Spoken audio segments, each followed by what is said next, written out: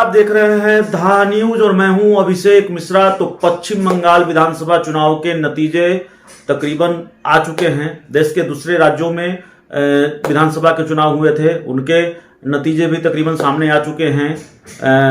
थोड़ी तस्वीर साफ होनी बाकी है, लेकिन पश्चिम बंगाल में ममता बनर्जी की सरकार बन रही है। पश्चिम बंगाल में ममता बनर्जी प्रचंड बहुमत से जीती हैं और सबसे महत्वपूर्ण बात कि प्रशांत किशोर ने जो दावा किया था, ममता बनर्जी के चुनावी रणनीतिकार प्रशांत किशोर ने दावा किया था कि बीजेपी अगर डबल डिजिट क्रॉस कर जाएगी यानी 99 से ज्यादा सीटें हो जाएंगी तो मैं रणनीतिकार का काम छोड़ दूंगा।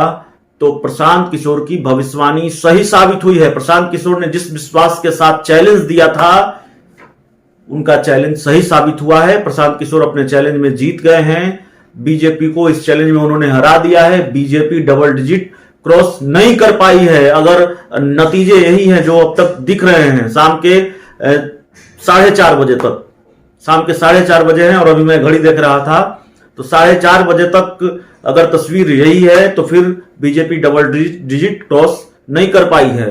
लेकिन बड़ी खबर है, प्रशांत किशोर चैलेंज तो जीत गए हैं, लेकिन बावजूद इसके उन्होंने चुनाव मैनेजमेंट का काम छोड़ने का ऐलान कर दिया है। शायद अब वो किसी नेता के लिए, किसी राजनीतिक दल के लिए चुनावी रणनीतिकार की भूमिका नहीं निभाएंगे। मीडिया रिपोर्ट्स के हवाले से जो जानकारी है वो जानकारी ये है कि एक अंग्रेजी चैनल से बात करते हुए प्रशांत किशोर ने यह कहा है कि अब मैं चुनाव मैनेजमेंट का काम नहीं करूंगा, अब यह काम आईपैक के लोग देखेंगे।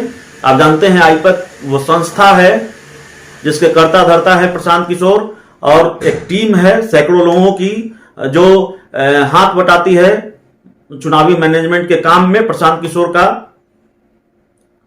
जिसको टीम पीके भी आप कह सकते हैं और कहा जाता है।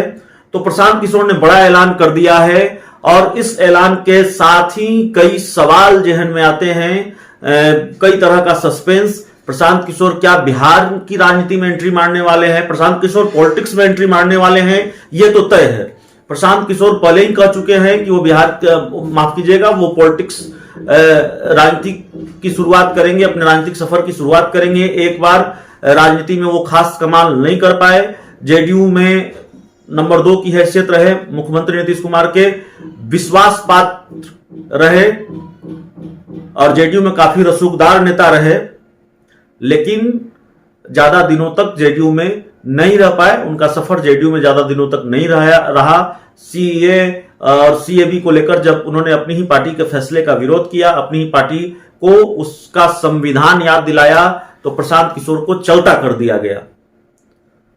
एक सवाल यह भी है कि प्रशांत किशोर की वापसी क्या जेडीयू में हो सकती है? क्या ऐसी कोई संभावना है? अब तक ऐसी कोई संभावना, ऐसी कोई तस्वीर नजर नहीं आती, लेकिन राजनीति में संभावनाएं खत्म नहीं होती, आप ये जानते हैं। दूसरा सबसे बड़ा सवाल यह है कि क्या प्रशांत किशोर अपने राजनीतिक सफर की शुरुआत करने वाले हैं बहुत जल्द, और करने वाले हैं तो क्या बिहार की राजनीति में वो एक्टिव होंगे? बिहार की पॉलिटिक्स में एंट्री मारने वाले हैं?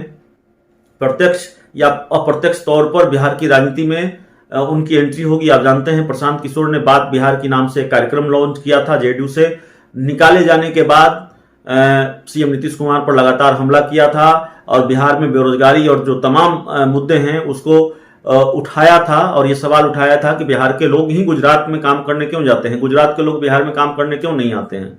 तो जोर शोर से प्रशांत किशोर ने बात बिहार की कार्यक्रम को लॉन्च किया था। तो क्या प्रशांत किशोर वापस बिहार की तरफ रुख करने वाले हैं?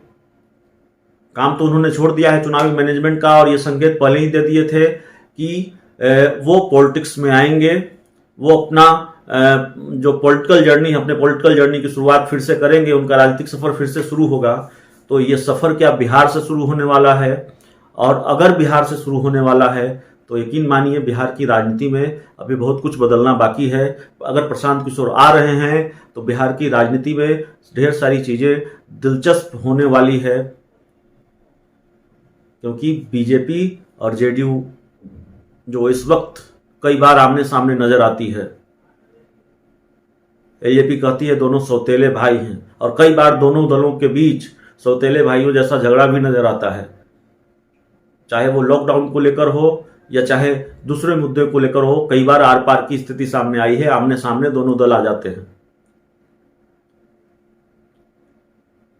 तो प्रशांत किशोर की एंट्री से बीजेपी जेडीयू के रिश्तों में भी कोई असर पड़ेगा, यह भी देखना होगा। बिहार की राजनीति पर क्या असर पड़ेगा और प्रशांत किशोर एंट्री लेने वाले हैं बिहार में या नहीं लेने वाले हैं, यह तस्वीर थोड़े वक्त में साफ होगी। लेकिन अगर ममता बनर्जी ने पश्चिम बंगाल में चुनाव जीता है, बीजेपी वहां हारी है, तो जाहिर तौर पर इसका असर बिहार की राजनीति पर होगा। जेडीयू अंदर अंदर गदगद होगी। ये बात हम पहले ही कह चुके हैं और बिना किसी हिचक के मैं ये कहता हूं कि जेडीयू अंदर अंदर गदगद होगी। जेडीयू पश्चिम बंगाल में भले ही एक सीट भी नहीं जीत पाई हो, लेकिन जेडीयू के अंदर बीजेपी के हार जाने की खुशी जरूर होगी। बिना हिचक के मैं फिर ये कह रहा हूं। तो पश्चिम बंगाल के विधानसभा चुनाव के नतीजे आने के बाद बिहार की राजनीति में क्या क्या बदलने वाला है, यह देखना होगा। लेकिन प्रशांत किशोर ने चुनावी मैनेजमेंट का काम छोड़ दिया है। अब वो चुनावी रणनीतिकार की भूमिका में नहीं होंगे किसी राजनीतिक दल के लिए, किसी नेता के लिए। बिहार में एंट्री मारने वाले हैं, और अगर बिहार में एंट्री मारने वाले हैं बतौर लीडर, तो बिहार की राजनीति यकीनन बदलने वाली है। बिहार की राजनीति का समीकरण यकीनन बदलने वाला है। और एक सवाल यह भी है कि नीतीश कुमार अपने पुराने दोस्तों को साथ लाने की कोशिश में जुटे हुए हैं, उनको मनाने की कोशिश में जुटे हुए हैं।